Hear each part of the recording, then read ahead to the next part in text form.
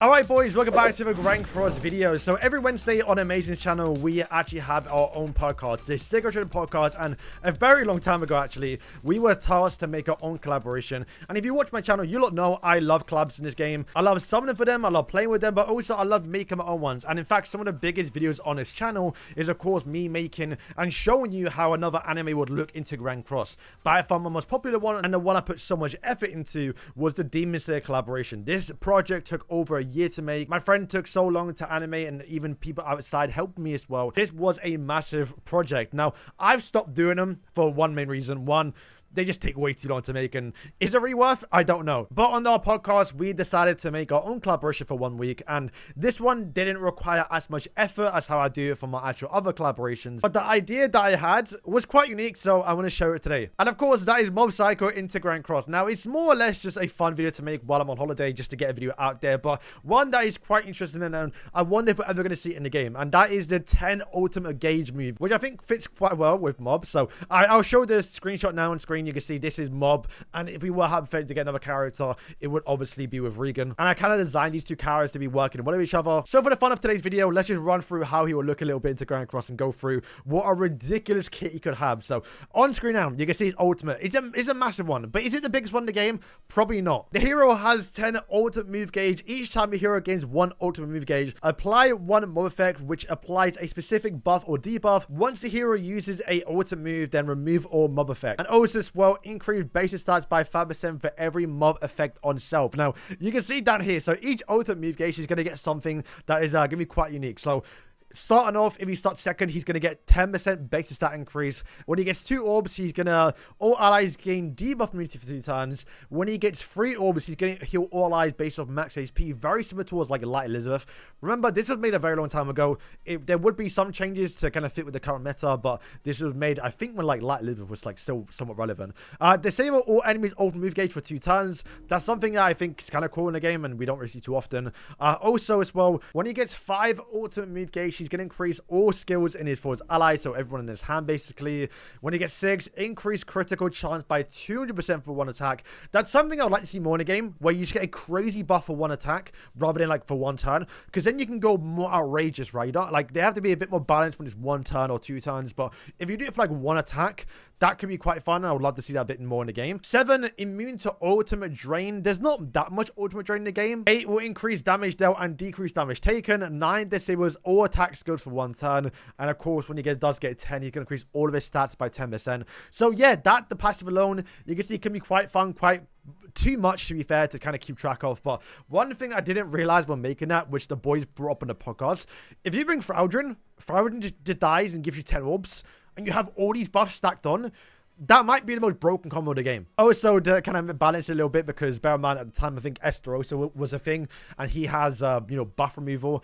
All buffs and debuffs applied to the hero are great. So there's some benefit that, your buffs can't be removed, but it's also negative that you can't cleanse your debuffs because, well, they're great. So getting debuff immunity doesn't mean anything because you can't debuff or cleanse an actual, great debuff. So you're looking at the skills, you can see I kind of made them. They're not like fully made like how I used to do them for like my Demon Slayer ones, kind of take it from an anime, but, I did put some little bit of effort into it.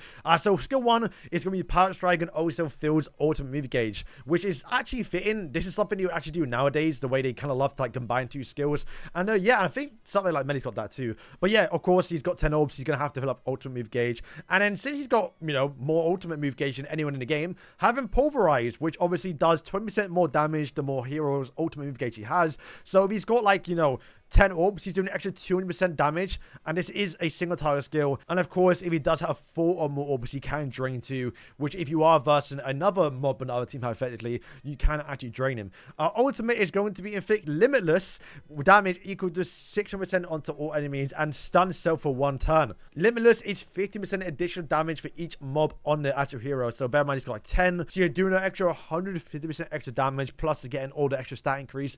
Yeah, this could be a crazy character. And then, of course, he's got God Dimple, because there's one thing I want to point out with the character is that Dimple will also be like a side character, like with him, where he does like a few animations. So, of course, his weapon, like how Amelia has Puck, you'll be able to change Dimple's appearance. So his holo rank will be God Dimple. Increase the rank of all the hero skills if the hero ultimate move gauge is decreased. So if you do manage to get decreased before the actual, you know, turn, that is going to be another broken skill. So yeah, that is Mob.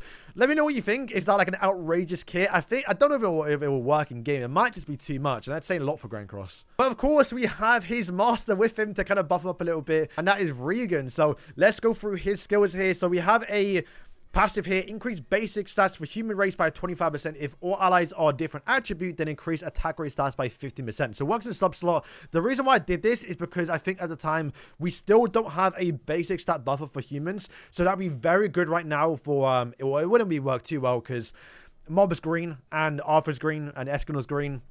It wouldn't really work too well in the human meta, but you can still get the basic stats, so that's kind of good. But I think at the time I made this, we had a light barn. I think you are Escanor a little bit. I'm not too sure, but it made sense back then. Definitely not now, so maybe I'll change that a little bit. But his first skill was Salt Splash. Once again, seeing the animations in the game would be pretty fun. I wouldn't mind it. This basically is, from what I remember, the AoE's version of Millen's skill. So you disable ultimate move gauge, AoE, and I think it does apply to skill 1 too. But also as well, you're going to decrease the ultimate move gauge. So very much like Millen, I believe. Yes, like Millen does this. You deplete the ultimate move gauge at the end of the turn, where at tier 2, it will be disable.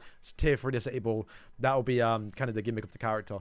And this one I thought was kind of unique a little bit. So, assumes a stance which grants debuff immunity and taunts enemy for 2 turns, decreases damage taken by 75%, and also increases one random ally's ultimate move gauge when attacked. So, it could go into Mob to buff him up to get more buffs for himself to make him rush ultimate faster, but it is random, so it's not guaranteed. That is very much like a reverse Arthur, where Arthur can drain the person that attacks him, where he's doing the opposite, right? He's increasing, but randomly onto an ally. And this is one of the ultimates I just love that we still haven't seen too much into the game, and that is Expel. So yeah, his ultimate would have Expel.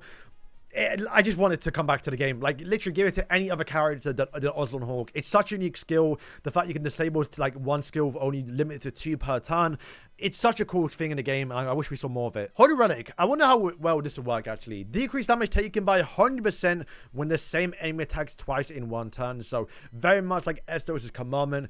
When you do your second skill, you just do maximum 100% decrease damage taken. So, you got to do 1 skill per turn, which I think will be good right now a little bit. Like, Escanor's always doing 2 per turn. He's blue, right? So he would get cooked by Escanor, so yeah. So yeah, that is going to wrap up today's video. Boys, let me know what you think, man. Like, once again, it's just kind of a fun video that I made for the podcast a few months ago now, and I thought I might as well bring it to the channel because I hadn't talked about it in a very long time. And, you know, we put some effort into the video, not as much as my collaborations. I get that. You know, it's not like a what if. It's just more of a little fun video. And the reason why I wanted this today was because I think the Mob Psycho, like, collab will be pretty cool in the game, but also I think the way I handled Mob, where he has like 10 ultimate move gauge for like, you know, 100%, he's doing like 10%, 20%, 30%, 40%. It made sense, and it's something unique, and that's one thing I always try and do in my collaborations. And yeah, I think you've seen that if you watch them. I always do like a transforming character, and I always try and make it unique, right? Where Black Aster, when I made that first, like, 3 years ago now, he was gaining like black meter and like transformed after a certain amount of skills. My actual like Tanjiro one would like transform by using like, a little switch in game, like how we see the Crocodile, where you can switch between his actual defensive state and also his attack state with his fire breathing and water breathing. It is once again, just I want to see new core mechanics in the game rather than everyone being arguably the same, just a better version of each other. So yeah, boys, thank you for watching. Let me know if you would like to see a Mob Psycho collab. I don't think it will ever happen, but who knows. Boys, thank you for watching, and yeah.